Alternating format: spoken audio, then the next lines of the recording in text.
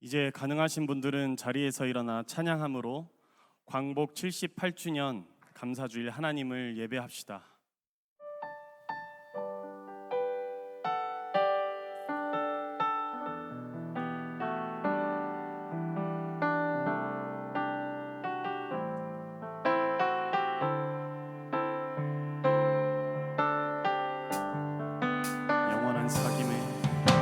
영원한 사귐에 날 초대하시네. 주님을 누리며 사는 것,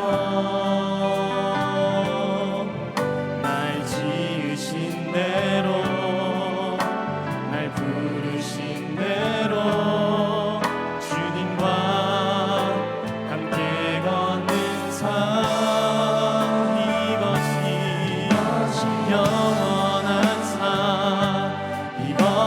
영원한 삶, 참 하나님과 그 아들 아는 삶, 이것이 영원한 삶, 이것이 영원한 삶. 내가 주 안에, 주는 내 안에 늘 거하는 삶. 그러나 너희는 택하신 족속이요 왕같은 제사장들이요 거룩한 나라요 그의 소유가 된 백성이니 이는 너희를 어두운 데서 불러내어 그의 기이한 빛에 들어가게 하시니에 아름다운 덕을 선포하게 하려 하심이라. 아멘.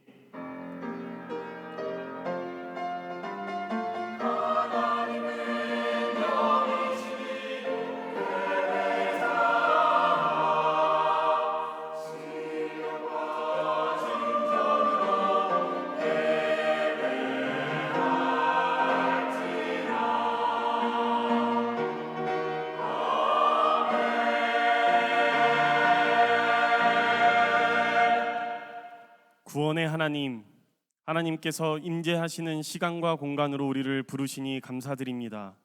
이 예배 가운데 우리에게 신실한 믿음을 허락하여 주옵소서. 예수 그리스도의 이름으로 기원합니다. 아멘. 나는 전능하신 아버지 하나님, 천지의 창조주를 믿습니다. 나는 그의 유일하신 아들, 우리 주 예수 그리스도를 믿습니다. 그는 성령으로 잉태되어 동정녀 마리아에게서 나시고 본디오 빌라도에게 고난을 받아 십자가에 못 박혀 죽으시고 장사된 지 사흘 만에 죽은 자 가운데서 다시 살아나셨으며 하늘에 오르시어 전능하신 아버지 하나님 우편에 앉아 계시다가 거기로부터 살아있는 자와 죽은 자를 심판하러 오십니다.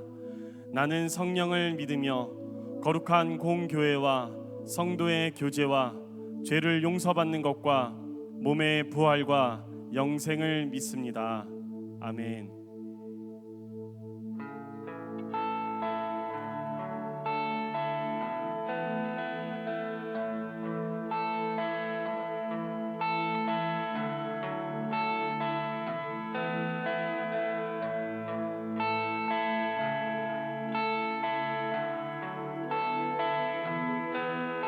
주께서 우리를 구원하셨음을 기억하며 우리 이 시간 함께 주님의 이름을 찬양하길 원합니다.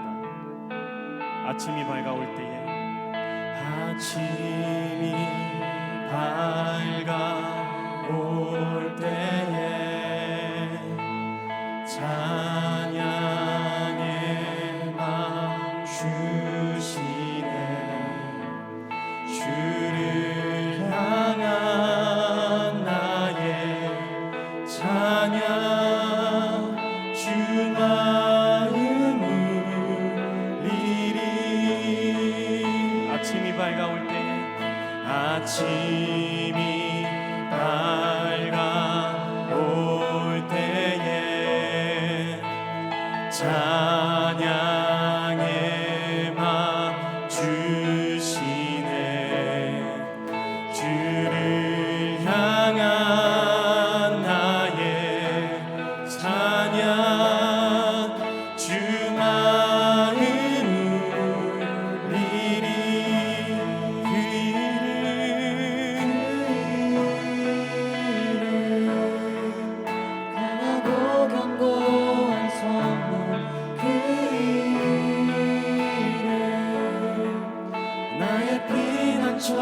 되시는 그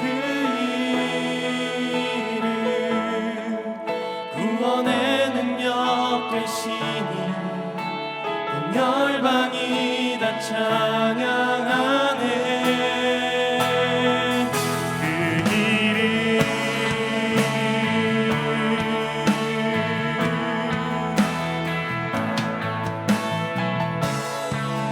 우리 다시 한 번 더 고백합니다. 아침이 밝아올 때에, 아침이 밝아올 때에 찬양의 맘 주시네. 주를 향한 나의 찬양, 주 마음을 울리리. 주 이름, 그 이름, 강하고 견고한 성문, 그 이름, 나의 피난처 되시네. 그 이름, 구원의 능력 되시니 온 열방이 다 찬양하네. 그 이름, 우리 2절의 가사로 고백합니다. 주 이름, 주의 이름 부를 때 나의 맘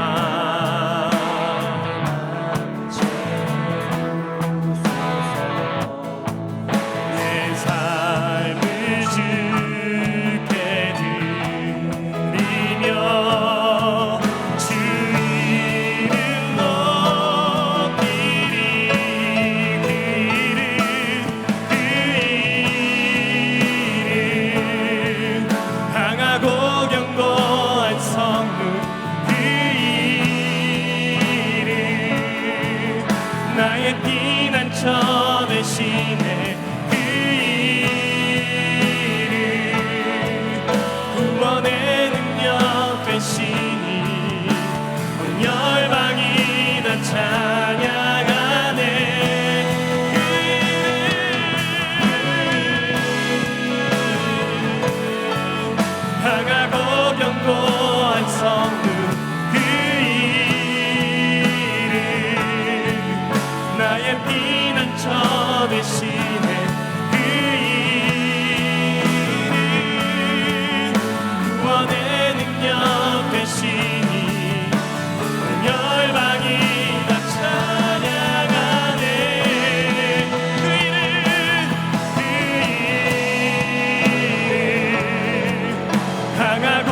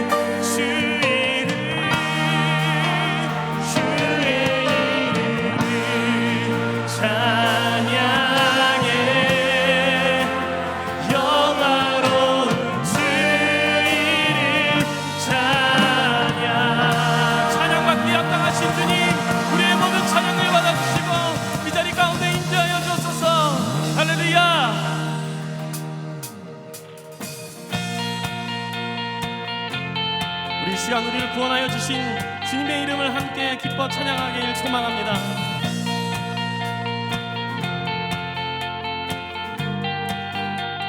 함께 고백합니다. 주 이름 찬양, 풍요의 강물을 흐르는 부요한 땅에 살 때에 주님 찬양해. 주 이름 찬양, 화살이 나르와 같은 인생길 걸어갈 때도 주님 찬양해. 모든 축복 주신 주님 찬양하리. 어두운 날이 다가와도 난 외치리. 주의 이름을 찬양해. 주의 이름을 찬양해. 영화로운 주 이름 찬양.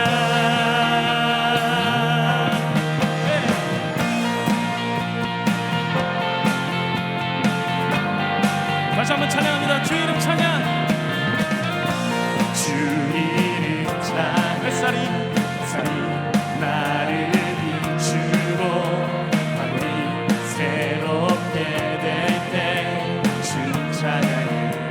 주 이름 찬양.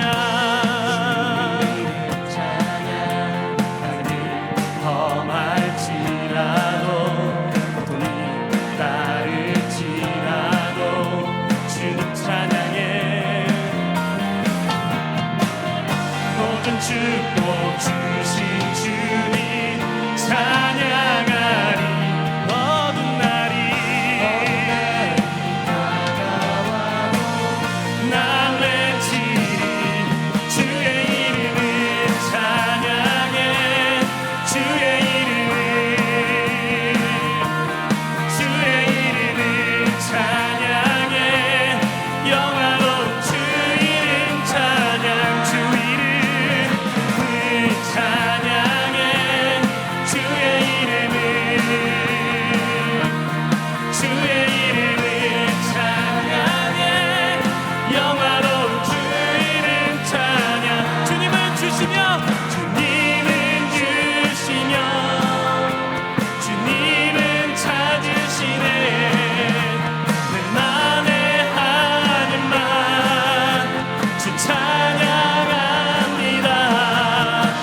주님은 주시며 주님은 찾으시네.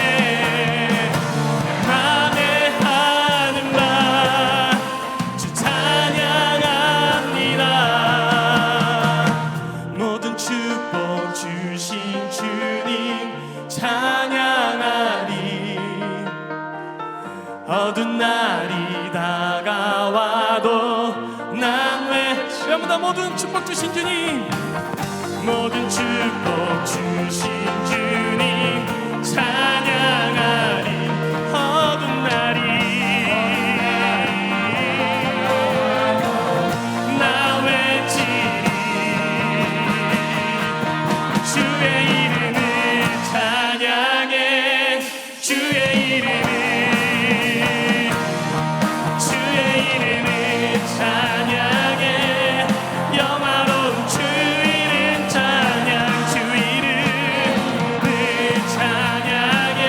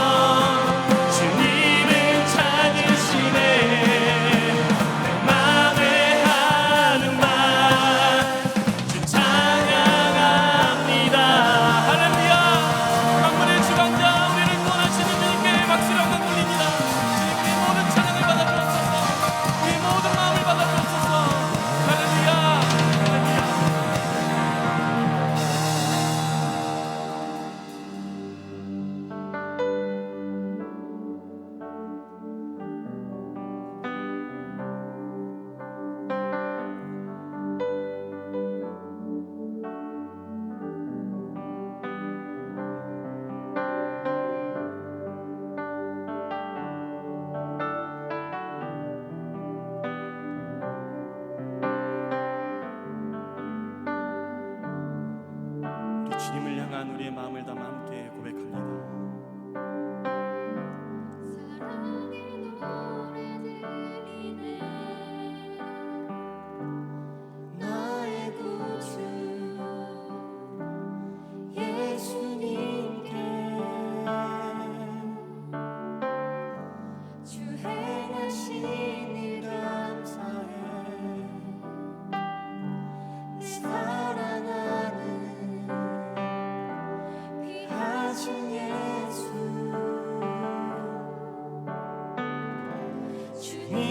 주님께서 나를 부르셨네. 주의 소유 삼으셨네. 주의 사랑의 품에 주의 사랑의 품에 주의 사랑의 품에 주의 사랑의 품에 잠잠하게 주님 곁에 잠잠하게 주님 곁에 잠잠하게 주님 곁에 날 이끄소서.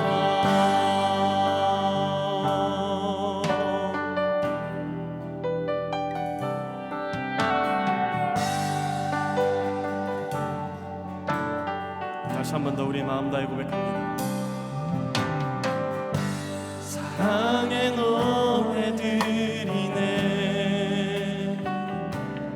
나의 구주 예수님께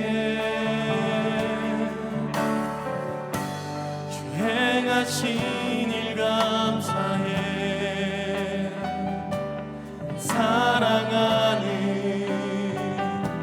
귀하신 예수 주님께서 나를 부르셨네. 주의 소유 삼으셨네. 함께 고백합니다. 주의 사랑의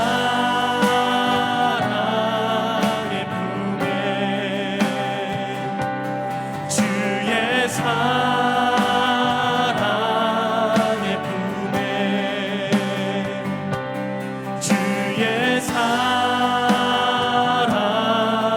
품에 주의 사랑의 품에 잠잠하게 주님 곁에 잠잠하게 주님 곁에 잠잠하게 주님 곁에 날 이끄소서.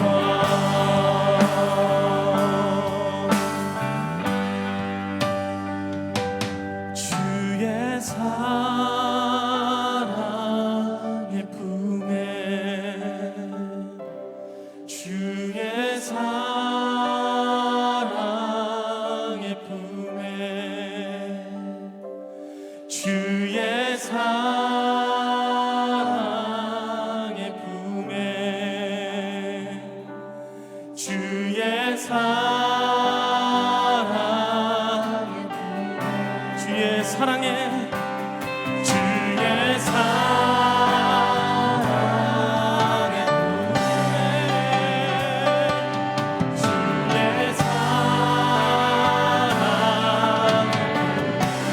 품에 이 주님의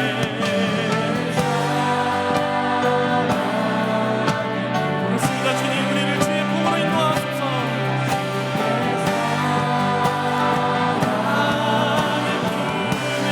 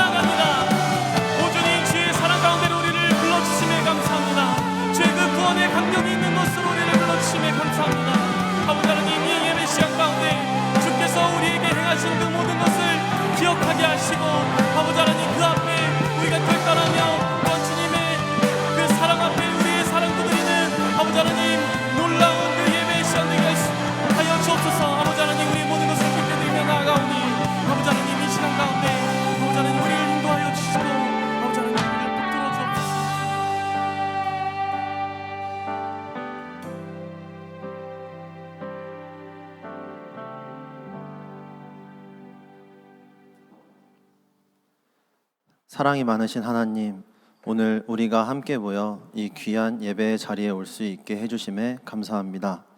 우리의 예배가 그저 습관처럼 드리는 예배가 아닌 온전히 하나님만 바라보는 거룩한 예배가 될 수 있도록 해주시옵소서. 언제나 하나님만 바라보며 살아가야 하지만 우리는 다른 유혹들에 흔들릴 때가 있습니다.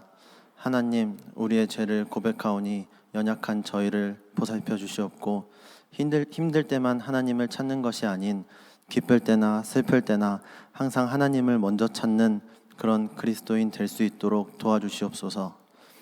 우리를 지으신 하나님, 우리의 마음속에 하나님 나라가 있음을 믿습니다. 예수님의 제자로서 하나님만 의지하고 먼저 그 나라와 그 의를 구하게 하옵소서. 이번 태풍으로 인해 많은 사람들이 고통받고 있습니다. 자연재해로 피해를 입은 모든 사람들을 보살펴 주시고 상한 마음들을 위로하여 주시옵소서. 2024년 1월 19일부터 25일까지 캄보디아 단기 선교를 갑니다. 작년보다 더 많은 청년들이 함께하길 소원합니다. 단기 선교를 가는 청년에게 준비하는 동안 지치지 않는 힘 주시고, 시간이 되지 않아 선교를 못 가는 청년들에게도 은혜 내려주시옵소서. 우리에게 복음을 전파해 주신 것처럼 캄보디아 땅에서 복음을 전파하시는 최정규 선교사님께 어떠한 시련이 와도 지치지 않는 힘 주시고, 작은 복음의 씨앗이 오스아이 마을, 리빠이 마을에 널리 전파될 수 있도록 하여 주시옵소서. 오늘 말씀 전하시는 남기웅 목사님께 힘 더하여 주시고, 그 말씀을 통하여 우리의 연약함이 회복되고 우리의 부족한 부분이 채워지게 하여 주시옵소서. 오늘 받은 말씀을 가지고 한 주간 거룩하고 신실하게 지낼 수 있도록 도와주시옵소서. 할렐루야 찬양대와 이리스 워십팀의 찬양 기뻐 받아주시옵고, 보이지 않는 곳에서 예배 준비를 도와주는 모든 손길에게 복 내려주시옵소서. 이 모든 말씀 예수님의 이름으로 기도드리며 이제 다 함께 주님께서 가르쳐주신 기도로 기도합니다. 하늘에 계신 우리 아버지, 아버지의 이름을 거룩하게 하시며 아버지의 나라가 오게 하시며 아버지의 뜻이 하늘에서와 같이 땅에서도 이루어지게 하소서. 오늘 우리에게 일용할 양식을 주시고, 우리가 우리에게 잘못한 사람을 용서하여 준 것 같이 우리 죄를 용서하여 주시고, 우리를 시험에 빠지지 않게 하시고 악에서 구하소서. 나라와 권능과 영광이 영원히 아버지의 것입니다. 아멘.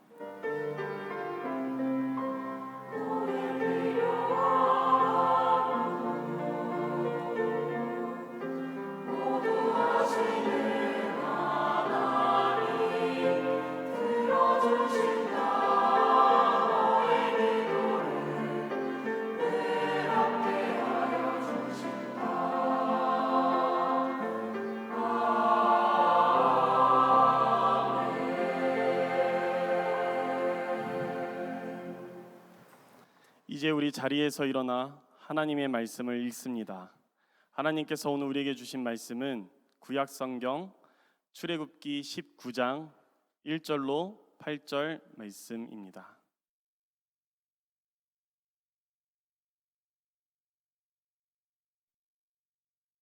출애굽기 19장의 말씀을 한 절씩 교독합니다. 이스라엘 자손이 애굽 땅을 떠난 지 3개월이 되던 날 그들이 시내 광야에 이르니라.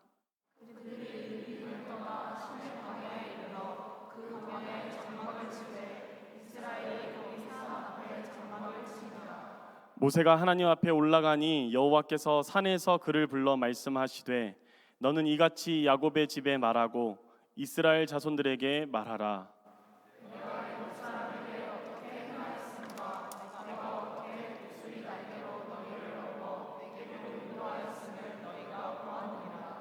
세계가 다 내게 속하였나니 너희가 내 말을 잘 듣고 내 언약을 지키면 너희는 모든 민족 중에서 내 소유가 되겠고,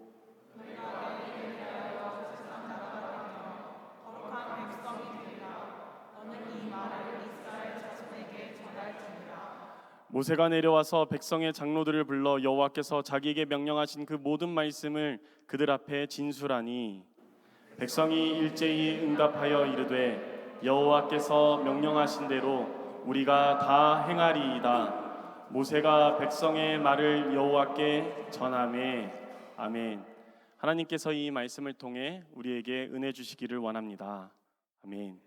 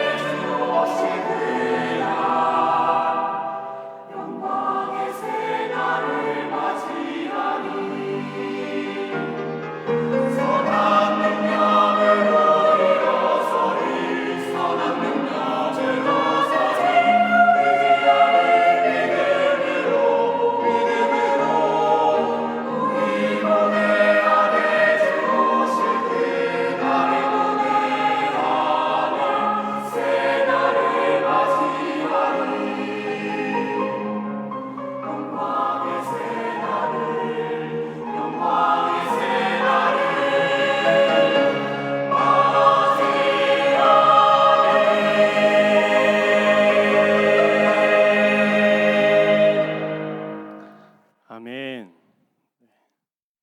이 광복절 기념 감사 주일에 딱 맞는 또 찬양해 주셔서 너무 감사합니다. 이 시간 우리와 함께 하시는 진리의 성령께서 우리를 모든 진리 가운데로 인도하여 주시기를 간절히 소망합니다. 그날이 오면은 삼각산이 일어나 더덩실 춤이라도 추고 한강물이 뒤집혀 용솟음 칠 그날이 이 목숨이 끊어지기 전에 와주기만 할 양이면 나는 밤하늘에 나르는 까마귀와 같이 종로의 인경을 머리로 들이받아 울리오리다. 두개골은 깨어져 산산조각이 나도 기뻐서 죽사옴에 오히려 무슨 한이 남으오리까. 이 시는 일제강점기에 활동했던 작가이자 민족운동가였던 시문 선생님의 그날이 오면의 일부입니다. 그는 일제강점에서 우리나라가 해방되는 날이 오면 죽음도 여한이 없이 기쁨으로 맞이하겠다, 그렇게 고백합니다. 안타깝게도 시문 선생님은 생전에 그날을 맞이하지 못했지만 우리나라는 그 날을 맞이했습니다. 1945년 8월 15일 당시 일본 제국이 태평양 전쟁에서 항복을 선언했고 이와 동시에 우리나라 대한민국은 그들의 강제 점령에서 해방되었습니다. 우리나라는 이날을 기념하여 광복절이라 부르지요. 광복이라는 단어는 빛광자에 회복할 복자를 씁니다. 그래서 광복이란 우리나라가 일본 제국으로부터 잃어버렸던 빛을 회복하게 되었다, 빛을 되찾았다는 뜻입니다.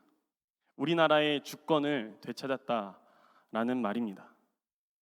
그런데 우리가 8월 15일을 떠올린다면 광복과 더불어 이러한 해방과 더불어 기억해야 할 중요한 사실이 한 가지 더 있는데요. 앞서 말씀드렸듯이 1945년 8월 15일은 일본 제국으로부터 우리나라의 주권을 되찾은 날입니다. 그런데 3년 뒤인 1948년 8월 15일은 대한민국 정부가 열린 날, 대한민국 정부가 수립한 날입니다. 그리고 우리나라는 이 두 날을 모두 아울러서 광복이라 명명합니다. 이것은 우리에게 굉장히 중요한 사실을 시사해 주지요. 일본 제국으로부터 해방되어서 우리나라가 자유를 얻게 된 것은 분명 우리가 다시 빛을 회복한 중요한 사건입니다. 이는 모든 것이 마비되어 있었고 곳곳에 죽음이 산재해 있었던 우리나라가 생명을 되찾게 된 일이기 때문입니다. 그러나 또 하나 우리나라가 대한민국이라는 정체성을 가지고 정부를 수립한 것 또한 다시 빛을 얻은 빼놓을 수 없는 광복의 사건이다라는 말입니다. 그래서 저는 이것을 제 나름대로 이렇게 정리해 봤는데, 일본으로부터 해방된 이 광복은 우리나라의 뼈대를 갖추게 된 이 하드웨어적인 광복이고, 또 우리 정부가 비로소 정체성을 가지고 시작한 그 날은 이 소프트웨어적인 광복이다라고 이해했습니다. 우리나라가 일본 제국의 압제로부터 자유를 얻었던 것처럼 이스라엘 자손들도 이 이집트의 속박으로부터 구원을 얻었습니다. 이는 이미 우리가 셀 수 없이 들어왔고 요 근래 수차례 성경을 통해 확인했던 이야기입니다. 그리고 오늘 본문에서도 하나님께서 이스라엘 백성들에게 말씀하십니다. 본문 4절입니다. 내가 애굽 사람에게 어떻게 행하였음과 내가 어떻게 독수리 날개로 너희를 업어 내게로 인도하였음을 너희가 보았느니라. 이집트에서 고된 노역으로 인해 고통받던 이스라엘 자손들은 하나님께 부르짖었습니다.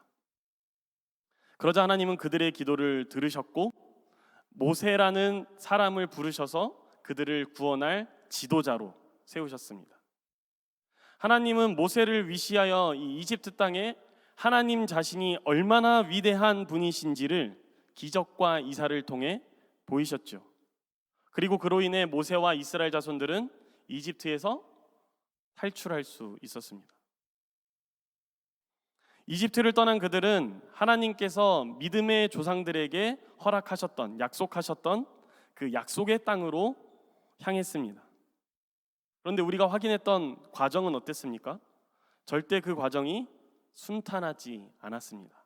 녹록하지 않았습니다. 파라오의 통치에서 해방되기는 했으나 그들의 삶에 여전히 발생하는 문제들이 있었고 그들의 안전을 위협하는 일들이 발생했습니다. 그들에게는 마실 물이 없기도 했고 먹을 것이 부족하기도 했습니다.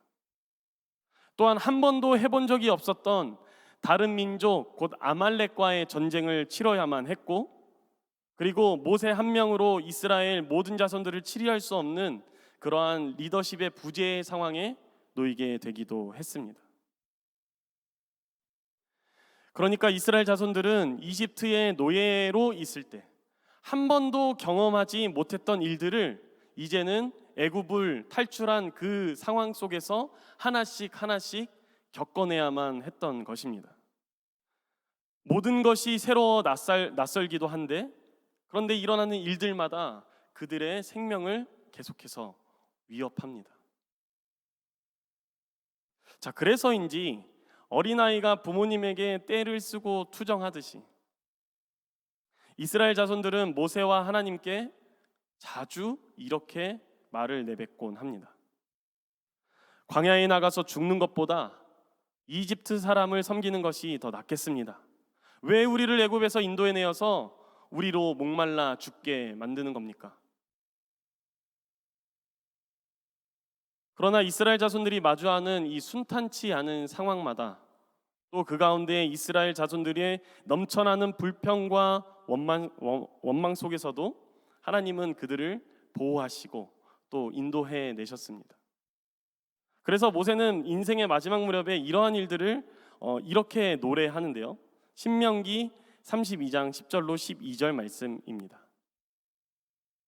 여호와께서 그를 황무지에서 짐승이 부르짖는 광야에서 만나시고 호위하시며 보호하시며 자기의 눈동자같이 지키셨도다.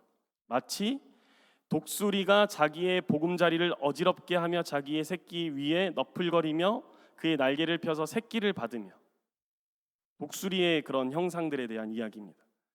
그리고 그의 날개 위에 그것을 엎는 것 같이 여호와께서 홀로 그를 인도하셨고 그와 함께한 다른 신이 없었도다.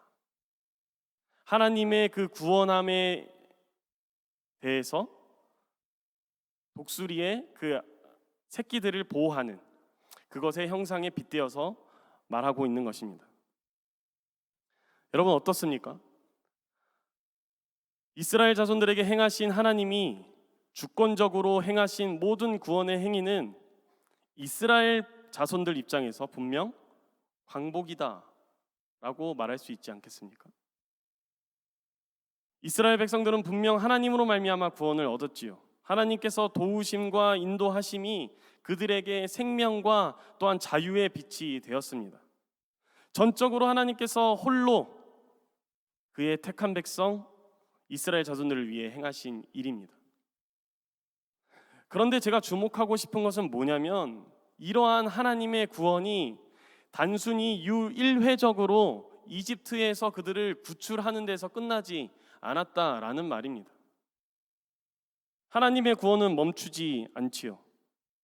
하나님께서 그들을 파라오의 손에서 해방시켰을 뿐만 아니라 오늘 이 르비딤에 있는 시내 광야에 있는 이스라엘 백성들에게 새로운 제안을 하십니다. 본문 5절로 6절 말씀입니다. 세계가 다 내게 속하였으니 너희가 내 말을 잘 듣고 내 언약을 지키면 너희는 모든 민족 중에서 내 소유가 되겠고 너희가 내게 대하여 제사장 나라가 되며 거룩한 백성이 되리라. 너는 이 말을 이스라엘 자손에게 전할지니라. 하나님께서 모세를 통해 오늘 이스라엘 자손들에게 약속하십니다. 그들이 하나님께 순종한다면 그들은 만민 중에서 하나님의 소유가 되며 제사장 나라가 되며 그리고 거룩한 백성이 될 것입니다. 그런데 어쩌면 이 약속은 소위 수요 없는 공급일 수 있습니다. 출애굽기 처음으로 돌아가 이스라엘 자손들이 하나님께 탄식하며 그 부르짖었던 때를 함께 떠올려 봤으면 좋겠습니다. 그들은 분명 하나님 고된 노동으로부터 우리를 구출해 주십시오 라고 기도했습니다. 그러니까 그들이 원했던 것은 그들이 지고 있던 그 고된 노역으로부터의 해방이었지 어떻게 보면 이집트로부터의 해방과 같은 원대한 그런 것들은 아니었을 수 있다 말입니다. 그렇다면 하나님께서 왜 그들이 원하지 않았던 이런 일들을 모세를 통해서 행하신 것일까요? 그것은 먼저 하나님께서 이스라엘의 참된 주인이라는 사실을 그들에게 알려주시기 위함입니다.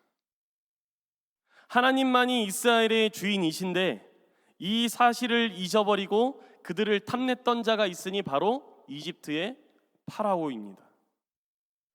그 파라오가 이스라엘의 주인 행세를 했기 때문이죠. 또한 두 번째 이유는 하나님께서 여전히 이 이스라엘 자손들을 사랑하시기 때문입니다. 여러분에게 한번 물어보겠습니다. 여러분이 누군가를 진정으로 사랑한다면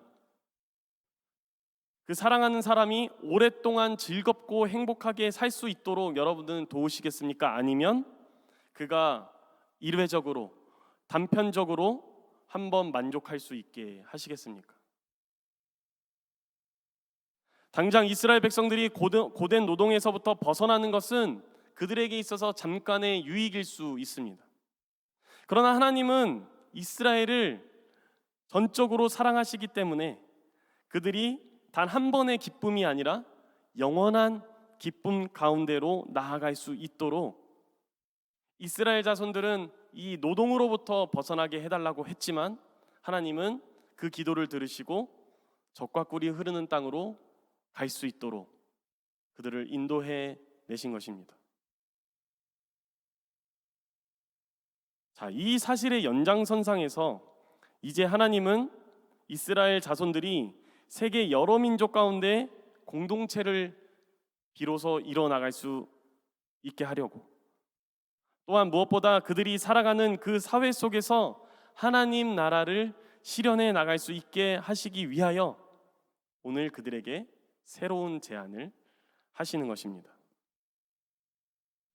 자, 그래서 아까 제가 여러분들에게 말씀드렸던 그 표현으로 하나님이 이스라엘을 이집트로부터 구원한 것은 이 하드웨어적인 광복이라면 오늘 본문 5절로 6절 가운데 하나님의 이 새로운 제안은 소프트웨어적인 광복이라 할 수 있겠습니다. 여러분도 아시다시피 아직 이스라엘 자손들은 아무런 체계가 없는 상황이지요. 그렇지 않습니까? 지금 이스라엘 자손들은 그들이 처한 현실을 우리가 냉철하게 살펴봤을 때 이집트의 손에서 벗어난 것 외에는 그들이 구성한 것은 아무것도 없습니다. 그들에게 무엇이 있겠습니까? 물론 모세와 아론이라는 리더는 있지요. 또 출애굽기 18장에 보면 모세의 장인 이드로의 제안에 따라서 그 이스라엘 자손들 가운데 능력 있는 사람들, 하나님을 두려워하며 진실하며 불의한 이익을 미워하는 자들을 선출하여서 우리가 아는 그 1000부장, 100부장, 50부장, 10부장의 리더십을 세우긴 합니다. 그런데 그게 전부이지요.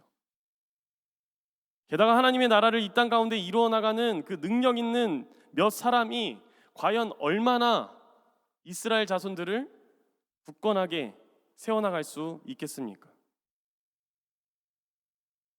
그러므로 하나님은 오늘 이스라엘 백성들이 모두가 각자의 자리에서 하나님 나라의 백성의 역할을 감당할 수 있도록, 하나님의 나라를 실현시킬 수 있도록 이제는 율법을 주시며 언약을 맺으시는 것입니다. 본문 5절로 6절 말씀을 다시 읽어드립니다. 세계가 다 내게 속하였나니 너희가 내 말을 잘 듣고 내 언약을 지키면 너희는 모든 민족 중에서 내 소유가 되겠고 너희가 내게 대하여 제사장 나라가 되며 거룩한 백성이 되리라. 우리가 이 말씀에서 살펴볼 수 있는 것처럼 하나님은 총 3가지의 약속을 하시죠. 첫 번째는 그들을 하나님의 자신의 소유로 삼으시겠다는 그 약속입니다.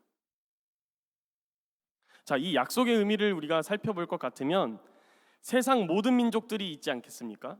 이스라엘 자손 이외에도 세상에 많은 민족들이 있을 텐데 그 민족들의 틈바구니 속에서 하나님이 이스라엘만을 보호하시고 도우시고 인도하시겠다라는 약속의 말씀입니다.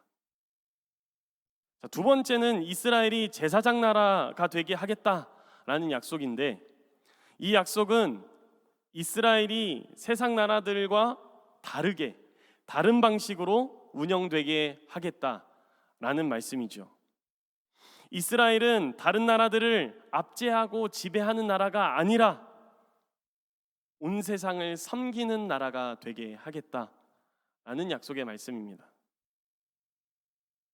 자, 여러분, 제사장을 한번 떠올려 보실까요? 제사장은 하나님과 신앙 공동체 사이에 중재하는 역할을 하지 않습니까? 이처럼 이스라엘은 하나님과 다른 모든 민족들 사이를 중재하며 그들을 하나님께로 이끄는, 하나님의 구원으로 이끄는 일들을 감당하게 될 것이다. 그렇게 약속하시는 것입니다. 자, 마지막으로 3번째 약속은 이스라엘로 하여금 거룩한 백성이 되게 하겠다라는 말씀인데요. 이는 단순하게 이 땅 가운데서 문민족들이나 나라들로부터 구별되게 살아가겠다, 구별된 민족이 되게 하겠다라는 의미로 받아들일 수 있지만은 그 의미에 한 가지 더하여서 이스라엘 자손들에게 주어진 그 특별한 사명, 곧 이스라엘 자손들이 온 세상 가운데서 그들이 거주하는 모든 삶의 상황 가운데서 하나님 나라를 이루는 주역들이 되게 하겠다라는 이스라엘 백성들을 선택하는 그 약속의 말씀인 것이죠. 여러분, 이것이 하나님께서 직접 하나님의 능력으로 구원한 그 이스라엘 자손에게 주신 율법입니다. 율법을 주신 이유이기도 합니다. 자, 하나의 공동체로서 뼈대만 갖추고 있는 것이 아니라 그 내실을 튼튼하게 갖추게 하기 위하여서 외형적으로만 하나님의 인도하심을 받고 하나님의 주인 되심을 고백하는 것이 아니라 그 내면 깊숙한 곳으로부터 하나님의 뜻대로 그들의 삶의 현장 가운데서 하나님의 말씀대로 살아가는 그러한 삶을 살게 하기 위하여서 하나님이 오늘 그들에게 율법을 준 것입니다. 그런데 여러분, 우리는 어떻습니까? 율법이라는 이미지가 우리에게 어떻게 다가옵니까? 우리는 율법이라는 단어를 듣기만 해도 굉장한 부담감을 느끼죠. 때로는 율법은 본질적이지도 않는 것으로 간주되기도 하며, 목사님 그것은 형식적인 거 아닙니까? 너무 율법적인 거 아닙니까? 꼭 그렇게 살아야만 되는 것입니까? 라는 질문을 불러일으키기도 합니다. 그러나 여러분, 오늘 우리는 이 율법과 또한 구원을 분명히 해야 할 것인데, 구원에 있어서는 율법이 역할을 하는 것이 제한적입니다. 그러나 구원받은 이들이 계속해서 그 구원을 확장해 나가는 데 있어서 율법은 필요 불가결하지요. 종교개혁자 마틴 루터 혹은 존 칼빈 등이 주장한 율법의 이 세 가지 용법이 있습니다. 첫 번째는 율법이 사람들로 하여금 선한 양심을 가지고 살아가게 한다는 것이죠. 그렇게 되면 무슨 일이 발생하느냐? 사람들이 타락하는 것을 이 율법이 방지해주고 또 다른 사람들과 비로소 함께 살아갈 수 있게 한다라는 것입니다. 율법이 사회를 조성하고 또 그 사회를 구성하는 기본 원리로 그 역할을 다 한다는 것입니다. 두 번째, 율법은요, 죄를 인식하게 하죠. 사람들이 자신의 행동이 죄인지 아닌지 분별하게 합니다. 율법이 없다면 제가 여러분들 가운데 핸드폰을 훔쳐갔을 때 제 안에 율법이 없으면 그것이 죄라고 인식을 하겠습니까? 율법이 있어야 이것이 이웃에게 저지른 죄이며 또한 하나님 앞에서 범죄한 것이라는 그런 인식이 생기게 되는 것입니다. 그리고 나아가 자신도 율법도 아무것도 나를 구원할 수 없구나라는 것도 깨닫게 하지요. 그러한 사람은 어디로 가겠습니까? 무엇을 갈망할까요? 나를 구원할 수 있는 그 복음이 있는 곳, 하나님의 은혜를 갈망하게 됩니다. 자, 마지막으로 세 번째는 율법이 하나님께서 베푸신 그 놀라운 은혜에 반응하도록 한다는 것입니다. 내가 구원함을 경험했다면 이제 내가 하나님을 위하여서 무엇을 할 수 있을까라는 그런 생각을 주게 만드는데 그것이 바로 율법이 하는 역할이라는 것입니다. 하나님의 은혜에 대한 감사로서 하나님의 뜻을 따라 살 수 있게 도와주는 것이 이 바로 율법이 안내하는 역할이라는 것이죠. 어떻습니까, 여러분? 여러분들이 알고 있는 율법과 제가 설명드린 이 율법의 기능과 율법의 역할이 같습니까? 혹은 다릅니까? 율법은 분명 하나님의 구원을 받은 백성들이 그 구원의 감격을 이어나갈 수 있도록, 무엇보다 구원받은 백성들로서의 그 역할을 충실히 이행할 수 있도록 도와줍니다. 그러니 하나님께서 우리에게 율법을 주심은 이 땅에서 너희 정말 많은 부담을 갖고 살아가라 라는 그런 명령이 아니라 이 땅에서 우리로 하나님의 빛을 회복하여 살아가는 그 하나님의 놀라운 계획 가운데 하나인 것이죠. 우리 창조의 하나님은 어둠 가운데에 빛을 내심으로 그 혼돈 가운데 질서를 이끌어내지 않으셨습니까? 이처럼 하나님은 우리에게 구원받은 우리에게 율법을 주심으로 사회적으로 무질서한 이 세상 가운데에서 사람들이 비로소 함께 살아갈 수 있는 이 질서를 우리에게 허락하시는 것입니다. 사랑하는 성도 여러분, 우리가 율법을 지켜야 구원을 얻을 수 있는 것은 아닙니다. 율법을 지켜야만 하나님의 백성이 되는 것도 아닙니다. 하나님께서 이미 우리를 하나님의 백성으로 택하셨고 우리를 부르셨고, 그렇기 때문에 우리는 이미 아무것도 하지 않아도 하나님의 백성이긴 합니다. 그러나 우리가 그것만으로 이 땅에서 하나님의 구원받은 역할을 다 할 수 있는 것이냐라고 묻는다면 아니요, 그렇게는 할 수 없습니다. 우리가 구원받았다는 그 사실 하나만으로 우리가 이 땅 가운데서 하나님의 나라를 이룰 수 있는 것은 아닙니다. 그러니 우리가 하나님의 백성의 그 역할을 잘 해내기 위해서는 오늘 하나님께서 명령하신 이 하나님의 말씀에 순종하고 또한 그 명령을 따라가는 삶을 살아가야 합니다. 여러분, 하나님께서 오늘 우리에게 주신 이 말씀을 통해 우리가 율법에 대해서 다시 한 번 더 생각해 봤으면 좋겠습니다. 우리가 지금까지 율법에 대하여 율법은 무작정 지켜야만 하는 것인가? 율법은 우리에게 무거운 짐을 주는 것이 아닌가? 율법의 행위는 구원의 전제도 아닌데 우리가 왜 해야 되는 것인가? 라는 그런 생각들을 우리가 가지고 있었다면 이번 한 주간 오늘 말씀을 기억하시고 살펴보시면서 하나님께서 우리에게 율법을 주신 이유를 다시 한 번 더 생각해 봤으면 좋겠습니다.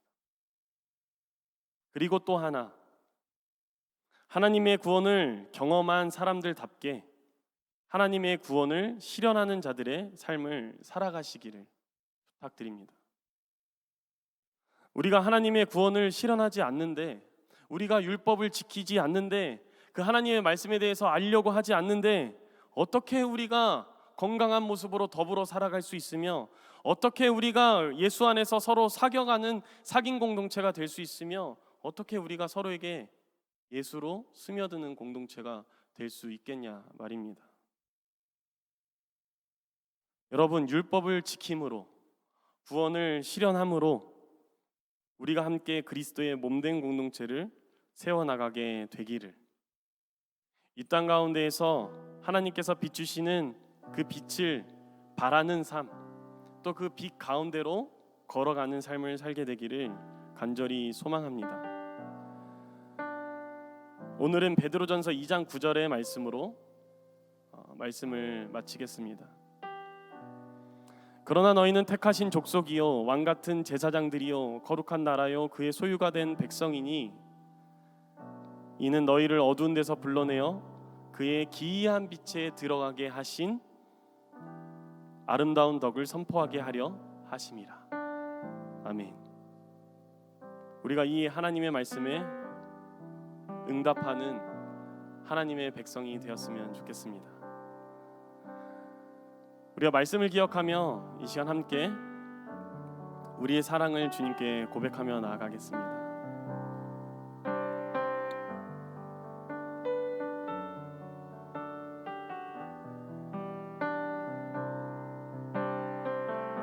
사랑의 노래들이네 나의 구주 예수님께 주 행하신 일 감사해 사랑하는 귀하신 예수, 주님께서 나를 부르셨네. 주의 소유 삼으셨네. 주의 사랑의 품에, 주의 사랑의 품에, 주의 사랑의 품에, 주의 사랑의 품에 잠잠하게 주님 곁에, 잠잠하게 주님 곁에, 잠잠하게 주님 곁에 날 붙드소서. 한 번 더 찬양합니다. 주의 사랑에, 주의 사랑의 품에, 주의 사랑에,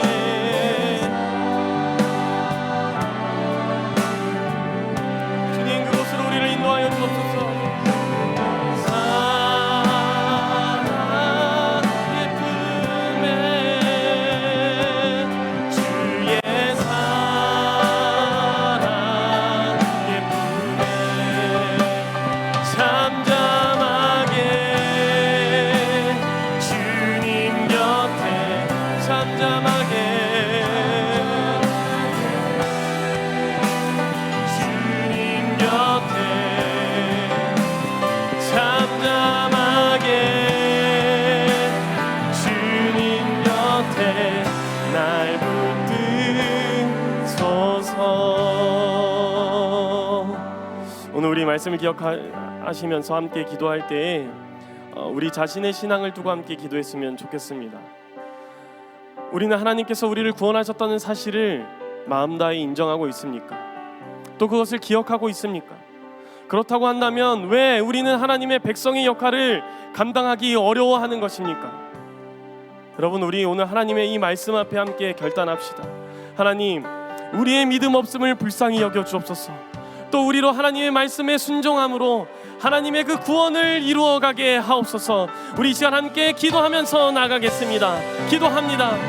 오 하나님, 우리를 구원하여 주심에 감사를 드립니다. 하나님, 그러나 우리의 삶의 자리 가운데에서 아버지 하나님, 이 사실을 믿고 살아가게 만드는 수많은 아버지 하나님 정말 외부의 세력들이 많습니다. 우리를 유혹하고 우리로 구원받은 백성으로 살아갈 수 없게 하는 아버지 하나님 수많은 유혹거리들이 많습니다. 아버지 하나님, 이곳 가운데에서 아버지 하나님 이 삶의 자리 가운데에서 온전히 주의 말씀을 붙음으로 주님께서 우리에게 말씀하신 것을 붙들어 나아감으로 아버지 하나님, 하나님의 그 구원을 받은 아버지 구원받은 백성의 역할들을 아버지 하나님 감당해 나갈 수 있도록 아버지 하나님 우리의 삶을 붙들어 주옵소서. 우리의 삶을 인도하여 주옵소서. 아버지 하나님, 우리가 믿음 없음을 주님 앞에 고백합니다.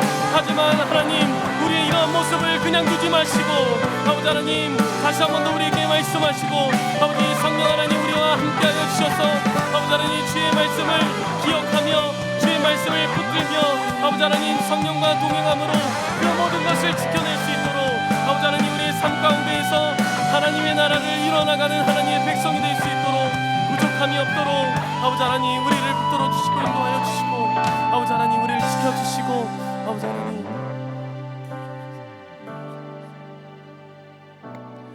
우리를 구원하심으로 우리에게 빛을 회복하게 하시며 또한 우리를 말씀으로 인도하심으로 주님의 몸된 공동체를 세워나가게 하신 하나님, 하나님께서 우리에게 신실한 주인이 되셨듯이 우리도 주님 앞에 또한 우리도 이웃 앞에 하나님께 충실한 백성들이 되게 하여 주옵소서. 하나님의 말씀을 우리가 더욱더 알아가기를 사모하며 또한 언제나 하나님께서 우리에게 명령하실 때 아멘으로 화답하는 주님께서 택한 백성들이 될 수 있도록 우리에게 믿음을 더하여 주옵소서. 우리를 구원하신 예수 그리스도의 이름으로 간절히 기도하옵나이다. 아멘. 우리 이 시간 마음과 정성을 주님께 드리며 함께 찬양합니다.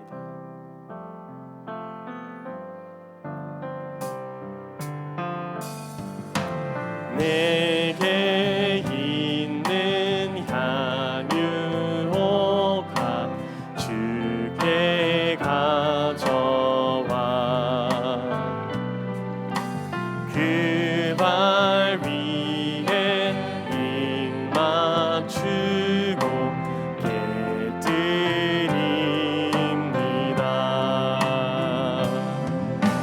주님 다시 이 땅 위에 임하신 그때 주의 크신 사랑으로 날 받아 주소서.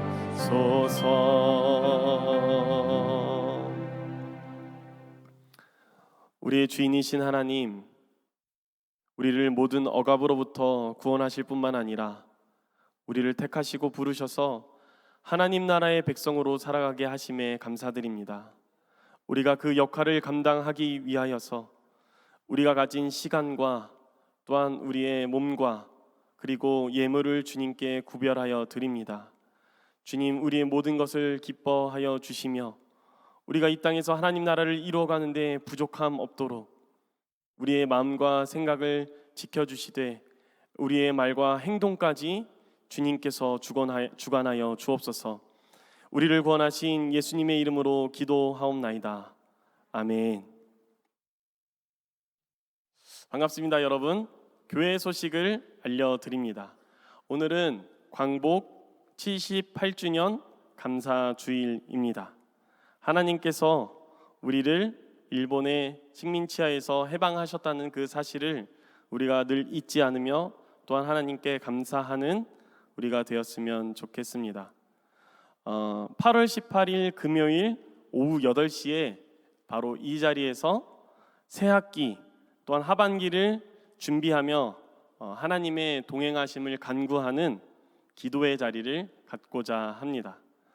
평소와는 좀 다르게 우리가 더욱더 시간을 드리고 또한 준비하여서 함께 우리의 몸과 마음을 드리고자 하는데 여러분들도 이 자리 가운데 함께 하여 주셔서 하나님께 예배하고 또한 하나님께 기도하는 우리가 되었으면 좋겠습니다. 하나님의 은혜 가운데 우리 생명 씨앗 심기 사역이 잘 마쳤습니다. 그리고 이제 여름 사역으로는 세본부 여름 신앙 수련회만 남았는데요. 우리의 믿음의 선배들이시고 또한 우리의 믿음의 부모님들이신데 이 수련회 가운데 그 모든 신앙이 더욱더 열매 맺고 또한 하나님께서 그 세본부 어른들을 향한 그 계획을 알려주시는 복된 시간 되도록 함께 기도해 주셨으면 좋겠습니다. 캄보디아 선교팀 모집하고 있는데요. 모든 교인을 대상으로 합니다. 청년들뿐만 아니라 장년분들도 함께 가실 수 있으니까요. 8월 27일 주일까지 행정실이나 혹은 주보에 나와 있는 이 QR코드로 신청해 주시기를 부탁드립니다. 목회자 휴가입니다. 장규현 목사님께서 내일부터 2주간 휴가를 가시는데요. 목회자 대체는 우리 김대현 목사님께서 하십니다. 네, 이제 찬양하며 서로를 축복할까요?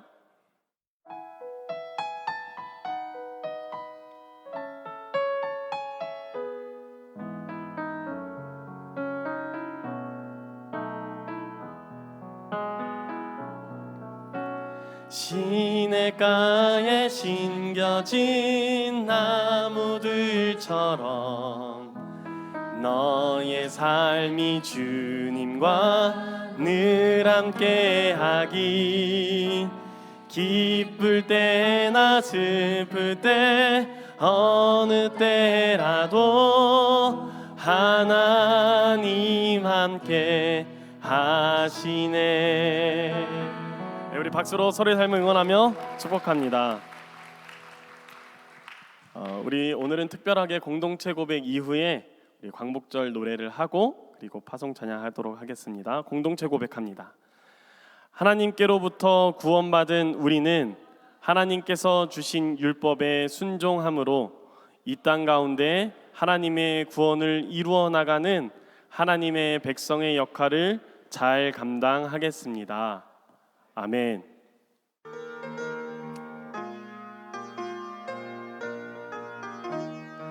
흙 다시 만져보자. 바닷물도 춤을 춘다. 기어이 보시려던 어른님 번님 어찌하리. 이 날이 40년 뜨거운 피 엉긴 자취니 길이 지키세. 길이 지키세.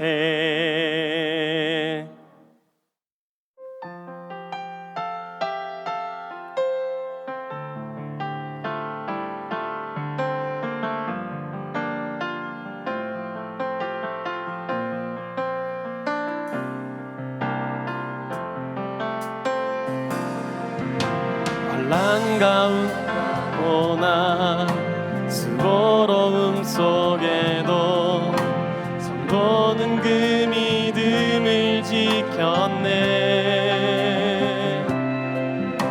주를 섬기는 일에 자신을 다 드리며 진리의 말씀과 성령으로 그 길을 걸었네.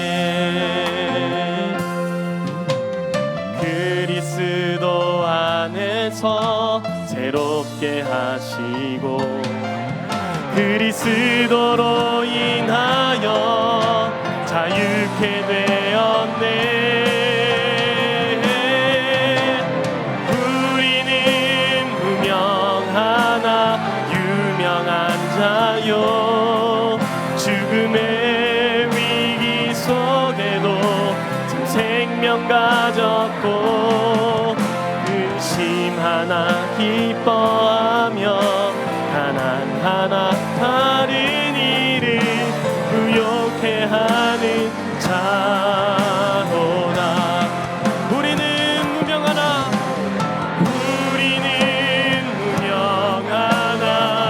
유명한 자요.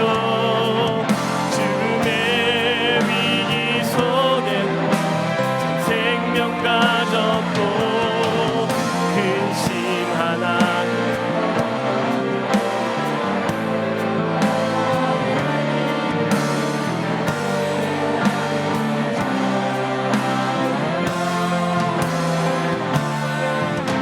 모든 것 가진 자로다.